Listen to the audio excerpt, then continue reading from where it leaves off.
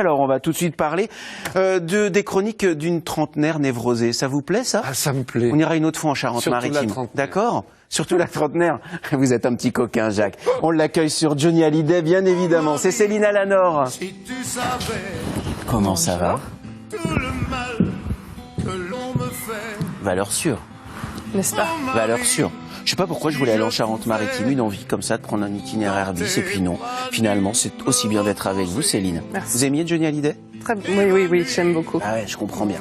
Alors, je récupère tout ce que j'ai noté sur vous parce que j'ai un sacré dossier, dites-moi. Oh, Un vrai vous me dossier. faites peur. Vous êtes creusoise. Oui. Vous exercez dans le monde de la santé. Oui. Mais ça fait longtemps, finalement, que l'écriture vous titillait, hein?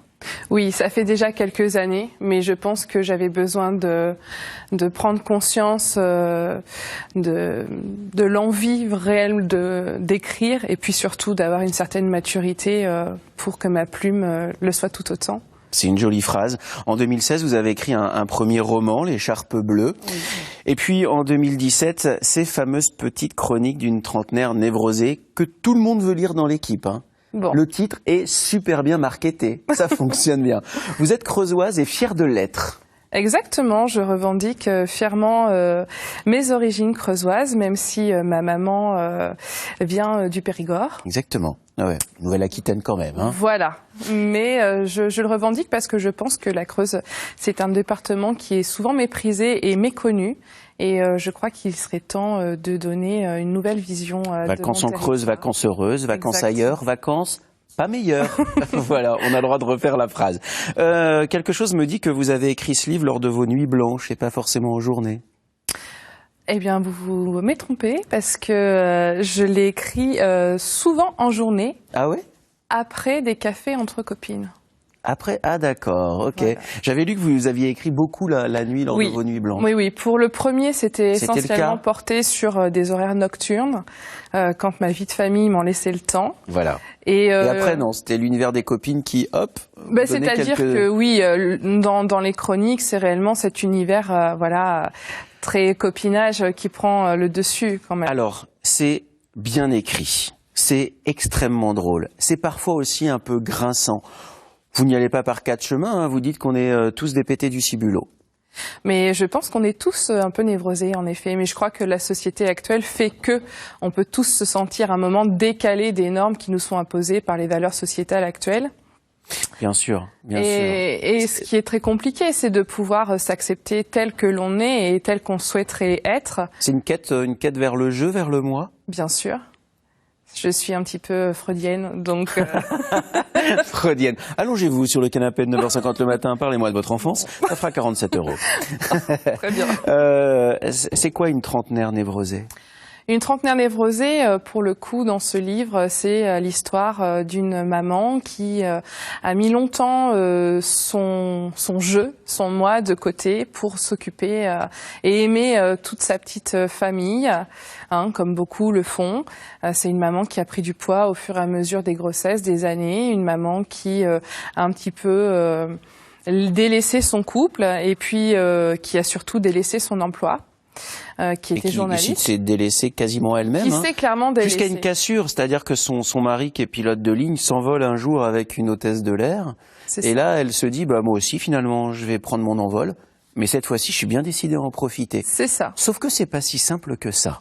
C'est pas si simple que ça parce que dans cette histoire, l'idée c'était de se dire qu'en dépit de toutes les mauvaises conditions qui vraiment étaient la conjoncture de sa vie, elle allait prendre les devants et se dire peu importe ce qu'il en est actuellement, je veux aller de l'avant, je vais prendre le pari de m'engouffrer, on va dire, dans un avenir beaucoup plus radieux et beaucoup plus porteur de ce que je suis. Moi, en lisant vos petites chroniques d'une trentenaire névrosée, je me suis dit que finalement, il y avait quelque chose d'assez générationnel. Bien sûr. Je me suis dit que cette génération-là, des femmes trentenaires, bien sûr, elles ont été libérées grâce au combat passé, etc. Mais il y a quelque chose d'assez universel, pas de détresse, mais d'inquiétude sur l'avenir, de trouver sa place. C'est compliqué aujourd'hui finalement pour une femme de trouver sa place? Oui, bien sûr. Et puis bon, je pense qu'actuellement, on est aussi dans des combats quotidiens qui sont menés. On peut le voir sur la toile. Voilà, il y a tout un tas de petites choses qui émergent pour que la femme trouve réellement sa place de femme dans la société. Et je crois aussi que les mœurs ont évolué en fait en fonction du temps. On le comprend bien. Clairement. On va pas tout révéler des petites chroniques, mais on le comprend bien. Est-ce que ça vous a permis d'aller mieux? Dire que ça m'a permis d'aller mieux, je ne sais pas. Il y a forcément de moi dans cette écriture, dans ce texte-là.